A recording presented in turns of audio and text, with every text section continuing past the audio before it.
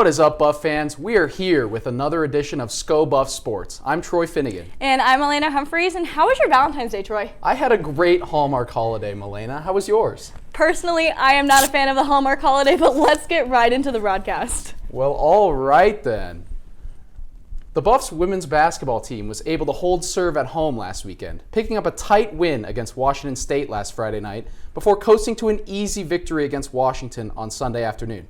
Jalen Sherrod was the star of the show against the Cougars on Friday, carrying the Buffs offensively with 21 of her 27 points coming in the second half to tie a career high. Sunday marked a dominant defensive performance for the Buffs as they gave up just 43 points to a Washington team that couldn't find any answers against J.R. Payne's group. The pair of victories landed the Buffs at number 21 in this week's AP poll, their highest mark of the season. Earlier today, the Buffs traveled to Tempe where they beat Arizona State 70-62. CU struggled early, especially on the defensive end, giving up 21 points in the first quarter. But they were able to buckle down and keep the Sun Devils' offense in check for the remainder of the game. Quay Miller led the way for CU, recording her 7th double-double of the season with 17 points and 10 boards. The Buffs improved to 21-5 on the season and 12-3 in Pac-12 play with today's win, moving just a half a game back of the conference leaders Stanford and Utah with just 3 games left to play. CU will get another chance to improve their resume on Sunday when they take on number 18 Arizona. Tip will be at noon. J.R. Payne's group has been quickly climbing the ranks over the past few weeks with wins over Oregon, UCLA, and Washington State. This recent success comes with some potentially exciting news for the Buffs regarding the NCAA tournament. The Buffs currently sit as a projected 4 seed in the upcoming NCAA tournament, according to ESPN's bracketology. If the Buffs do in fact end up as a top 4 seed, they'll get to host the first weekend of the tournament here in Boulder. This will be the first time in a decade that the women's basketball team has hosted a postseason game. The last time was in 2013 when the Buffs entered as a number 5 seed but lost to Kansas in the first round. A home court advantage would obviously be very attractive for the Buffs given their 11-1 record here in Boulder.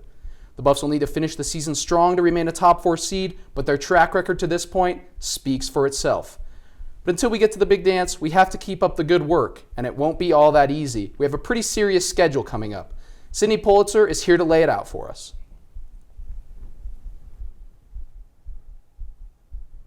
Thanks, guys. I'm Sydney Pulitzer, and next week the CU women's basketball team will be facing off against number 3 Stanford. Last time the Cardinals came to the CU Event Center on January 14th, 2022, they drew in the largest student turnout for any women's program in CU event history. Unfortunately, the Buffs fell short, losing 60-52. I got the chance to talk to senior shooting guard and 2021 NCAA tournament champ Hannah Jump.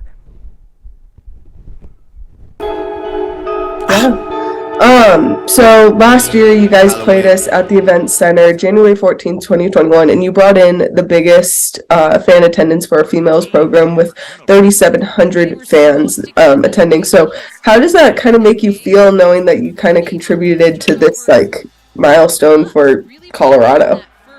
Yeah, no, that's super cool. I think whenever we play somewhere, first of all, we know it's going to be one of their biggest games of the season. We're a pretty high-ranked team, and I think that as a team, we know whoever we're playing, we're going to get their best game. But at the same time, that's what the fans are expecting. So if they want to see their team, play their best game of the year, then why not come out when they're playing Stanford? So either way, I think they're going to, watch a great game of basketball, and I think that that's super exciting that people do want to come and support. And, whether it's Colorado or Stanford, there's definitely young girls out there watching us, and just kind of being an inspiration to those girls and showing them what they can do if they just, kind of continue to dream and put in the work. So, yeah. You kind of touched on this, but do you kind of notice these similar trends amongst other competition in the Pac-12 conference? In terms of bringing in a crowd? Yeah. Yeah. I think, the Pac-12 right now is incredibly competitive. Every game, I think, we look at the scores after our games, and most games are decided between about 5 points or less, or there's always an overtime game. And I think that's super exciting. There's not a lot of blowouts. People want to see a competitive game of basketball when they watch. So I think that the Pac-12 being so competitive is really, really great. I think it prepares all of our teams really greatly for the off-season. And at the same time, I think that brings in, more of a fan base. They want to watch a good game of basketball.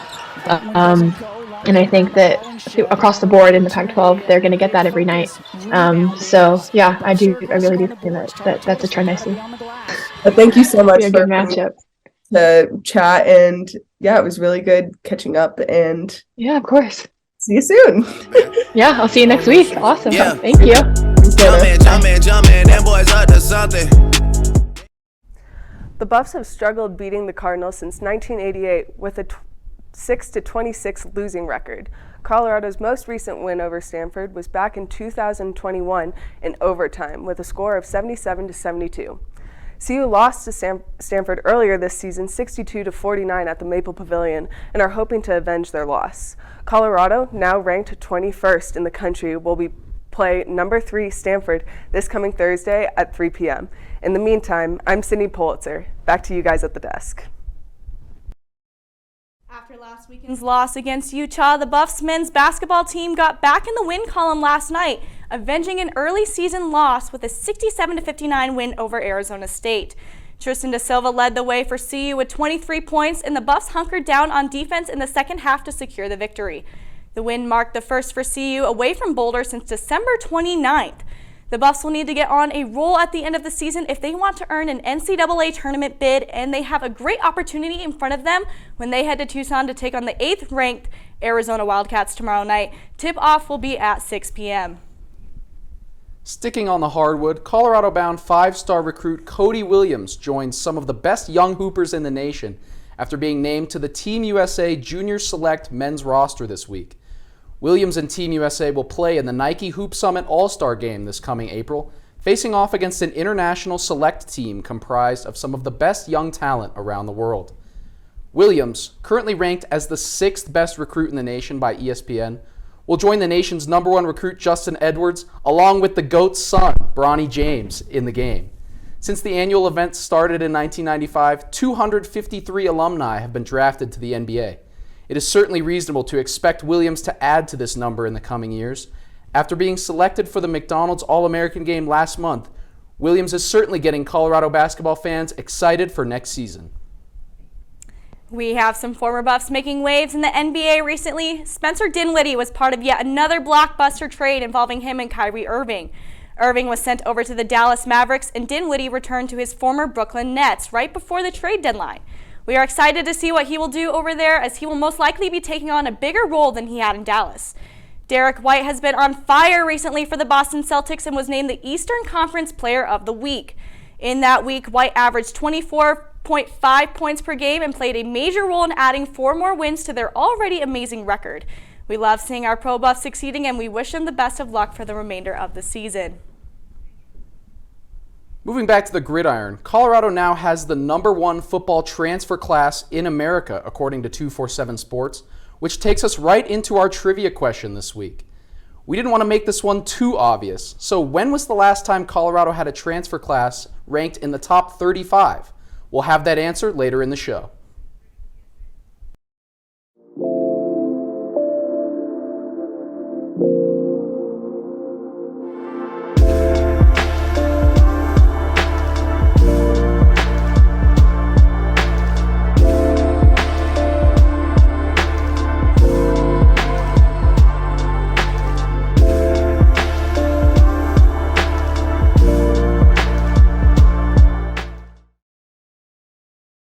Welcome back, Buff fans. The women's club hockey team split their home-and-home series against the University of Denver last weekend. The girls lost 3-2 on Friday and won 4-0 on Saturday. Unfortunately, the Buffs had to win both games in order to make the playoffs. We want to congratulate the team on a great season and wish the seniors luck on their future endeavors. The D2 men's club hockey team had their season end on Saturday. They had to win out over the weekend in the BHMC tournament in order to make regionals. They started the weekend off with a big 4-3 win over Colorado State on Friday. The Buffs then lost a heartbreaking game against Denver 4-2 on Saturday. The guys had an exceptional season, and we can't wait to see what they can do next year. The D1 men's club hockey team hosted the Oklahoma Sooners last Friday and Saturday. The Buffs won the first game 5-4 in overtime thanks to Adam Trunco, who lit the lamp with an OT winner. The Sooners took the second game, winning 1-0 in a defensive battle.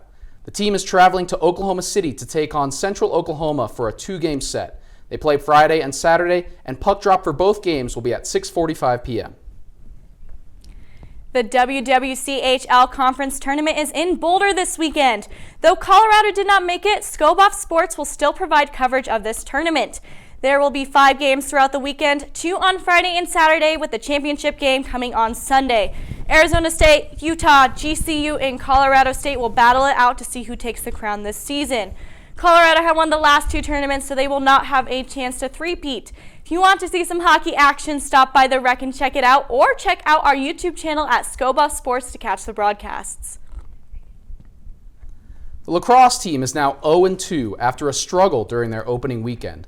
Following a close loss against Vanderbilt, the Buffs fell to the Louisville Cardinals 12-5 last Sunday. Colorado has an opportunity to redeem themselves in their home opener tomorrow. The Buffs will go head-to-head with the 10th-ranked Denver Pioneers at Kittredge Field. Face-off between the Buffs and Pioneers will be at 1 p.m.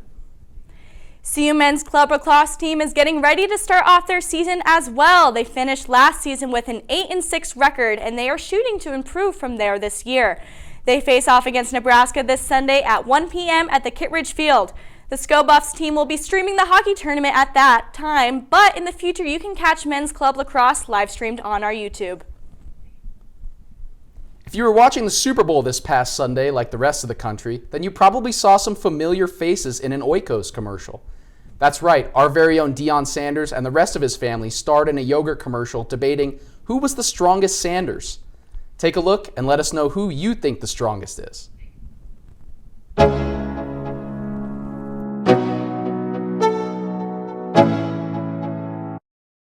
I'm telling y'all, I'm the strongest Sanders in the family.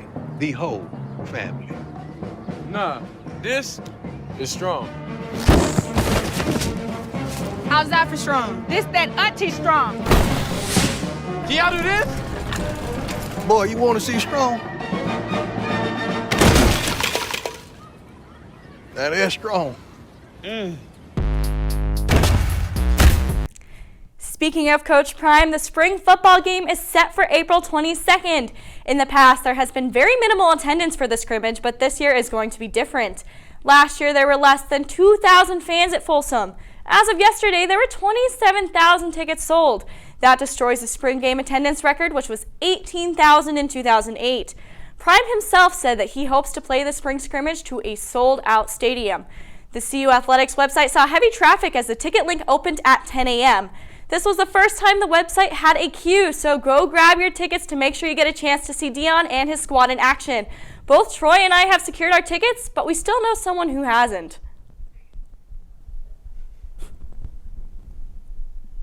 Hey. My name is Oliver Hayes, and I'm bringing you this week's edition of Buff Banner. This past Sunday, the Kansas City Chiefs faced off against the Philadelphia Eagles in the NFL's 57th Super Bowl, winning by a score of 38-35. While many look at Andy Reid and Patrick Mahomes for the Chiefs' second Super Bowl in the last 4 years, Reid and Mahomes have both given their praise to offensive coordinator Eric Bieniemy for their offensive success. When Reid was asked about Bieniemy's future as a potential head coach, here's what Reid had to say. There's no reason he shouldn't get one of these jobs. So he's too good of a football coach not to. However, with Bieniemy getting hired by the Washington Commanders as an assistant head coach and offensive coordinator earlier this afternoon, many have wondered, why has he not been able to secure a full-time head coaching position? For Bieniemy, this comes as a lateral move, something that his predecessors in Kansas City, Matt Nagy and Frank Reich, didn't have to do. Many are confused why Bieniemy had to settle for this position, especially with such an impressive resume as a coach but also a player. In his 4 years as a player at Colorado, Bieniemy cemented himself as a Colorado football legend. Playing tailback, Bieniemy was a consensus All-American in 1990, finishing third in Heisman voting that same year, while also helping Colorado to a national championship. He was also named to Colorado's prestigious 25-member All-Century football team, and currently is Colorado's all-time leader in rushing yards, all-purpose yards, and touchdowns. After being drafted in the 1991 draft, Bieniemy went on to play for the San Diego Chargers, Cincinnati Bengals, and the Philadelphia Eagles in his 9-year professional career. He then went on to return as a running backs coach at Colorado before continuing his coaching career at UCLA and then the Minnesota Vikings. He returned to Colorado in 2010 as an offensive coordinator before joining the Kansas City Chiefs staff in 2013. Bieniemy went on to become the offensive coordinator for the Chiefs in 2018, where he helped the Chiefs to one of the best offenses in the NFL, along with 2 Super Bowl rings. With a resume like that, why have other offensive coordinators gotten head coaching positions despite being far less successful? Many have speculated that Bieniemy, an African-American coach, has not gotten an offer due to his race. After all, the NFL has faced backlash for the very minimal amount of black coaches, despite nearly 60% of the league's players being black. Others have suggested that Bieniemy is a bad interview, while some have argued that Chiefs' offensive success is due to star players and Andy Reid's system. However, Bieniemy's history of run-ins with the law may be the main culprit for not being awarded the head coaching position he deserves. In 1988, Bieniemy was arrested and pleaded no contest for a bar fight. 2 years later, he shoved a firefighter, receiving a 1-game suspension for the incident. 3 years after that, Bieniemy was arrested after harassing a female parking attendant here in Boulder. He allegedly grabbed the parking attendant by the neck and threatened her, leading the University of Colorado Boulder to ban Bieniemy from the campus for a whole year.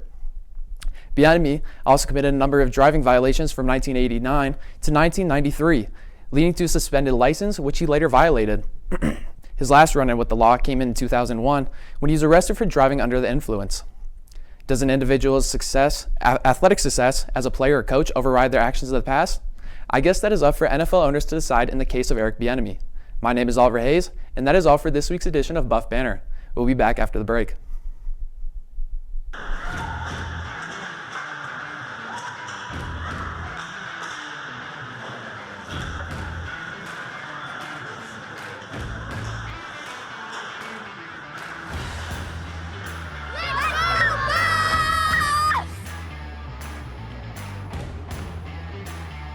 Sko Buffs!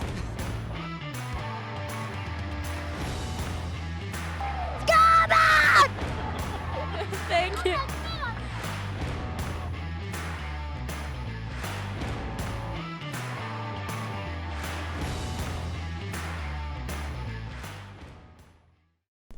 Moving into the exciting world of golf, the men's golf team opened their season this past week in Palm Desert, California.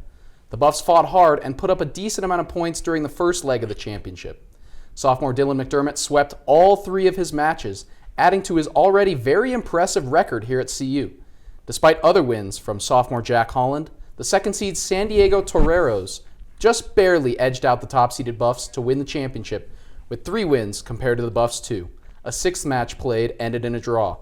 Coach Roy Edwards congratulated his players on the good golf they played and highlighted the competitiveness of the match afterwards. The Buffs won't have a chance for redemption until March, when they return to Palm Desert for the Wyoming Desert Intercollegiate. Why it's called the Wyoming Desert Intercollegiate despite being hosted in the California desert, I simply don't know. But hopefully the golf team is taking advantage of their time away from our Colorado snow. Unfortunately, our women's team was not much better, Troy. In fact, one might even say they fared worse than the men's team. The women played the San Diego State Classic Monday and Tuesday and kicked off with a disappointing start to their season. After the first 2 rounds of play, the Buffs sat 12 of 12, where they would remain for the rest of their time in San Diego. Colorado ended up with a 94 over for the 54-hole tournament. This finished the Buffs at a 958 total, over 60 strokes behind the winner, Iowa State. Another rough day on the course. Another rough day on the course, said head coach Ann Kelly after the day 2 disappointment. It was a tough track for the next game for the Buffs. Will be March 6th at the July Inkster Spartan Invitational, where we hope they will see better results. The ski team was at the Denver Invitational this past weekend and placed 3rd in the event, behind host school Denver and Utah, who won the meet. The Buffs struggled on a few runs, which hurt their scores in the long run. Louis Fausa was the only top 10 overall finisher for both the men's and women teams. The Buffs had a very busy few weeks and will rest up this weekend before heading up north to Alaska for the Alaska Anchorage Invitational. The event up north begins on Monday and runs through Thursday. Also starting next week are the RMISA Championships, signaling the end of CU's regular season. Our CU women's tennis team is coming off a massive sweep in Washington after taking down Gonzaga in Eastern Washington last weekend. Both of those matches were played back-to-back on Saturday, proving just how impressive the feat was. They started the day against the Gonzaga Bulldogs with junior Aya El Sayed providing the clinching win in an exciting second-set tiebreaker. Topping the Zags 4-2, the Buffs returned to the court in a dominating fashion and secured a win over Eastern Washington as well. After 2 consecutive matches on the road, the squad will be back in action at home tonight. The women will host BYU at 6 p.m. at the Meadows Tennis Club. Make sure to get there early, Buffs, as the first 100 fans will be given a CU tennis headband. Best of luck to our women's tennis team tonight. Yesterday, the track and field team competed in the pentathlon, coming home with 2 top 20 finishes. Avery McMullen finished 8th overall and Jada Green finished 11th overall in the meet. It was McMullen's 4th best pentathlon of her career, while Green set a career best mark and now sits 7th in school history. Colorado sent a number of sprinters, jumpers, and throwers to the Air Force Collegiate Open today, while McMullen, Green, and 4 other Buffs go to the USA Track and Field Indoor Championships. Head to the USA Track and Field website for live, updated results. Coming up after the break, we'll tell you what our Buffs are up to this weekend in Rapid Fire, and we'll also have the answer to our trivia question today. Stay tuned. Who's the biggest Buff fan here? Me! That guy. Sko Buffs. Go Buffs, baby, we're all about the Buffs. Sko Buffs. They can't contain us. We're the best. We can't be stopped. Sko Buffs. Sko Buffs. Sko Buffs. What's up, Buff fans? I'm Meghan MacPherson, back this week with your Rapid Fire. First up, we have the track and field team at the USATF Indoor National Championships tomorrow, all day. You can watch it at the USATF TV for live updates on results. Next up, we have the lacrosse team playing Denver at home on Saturday at 1 p.m. Lastly, we have men's and women's basketball at Arizona this weekend. The men play at 6 p.m. on Saturday and the women play at 12 p.m. on Sunday. That's it for this week's Rapid Fire. Be sure to tune in next week and Sko Buffs. Well, we hope you have all been thinking about the trivia question because we have the answer. A reminder, the question was, when was the last time Colorado had a transfer class in the top 35 in the country? Drum roll, please. And the answer is 2017. Coming off that 2016 team that went 10-4, Colorado pulled in the 35th best recruiting class in the country. Our social media post of the week comes from one of our very own here at Sko Buff Sports, Jared Miller, over at the Rec Center Ice Rink. There is no question that the 3 club hockey teams have been putting in hard work for the past few months, but they weren't the only ones on the ice last week. Chip the Buffalo was taking some laps around the ice before a 4-3 Colorado win in the first round of the Big Mountain Hockey Conference playoffs. And who knows, maybe he left a little luck on the ice for the Buffs.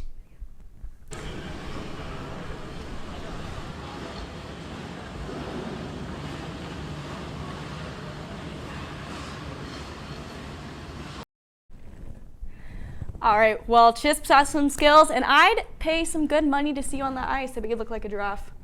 I would look like a giraffe who'd fallen on its face after about 15 seconds.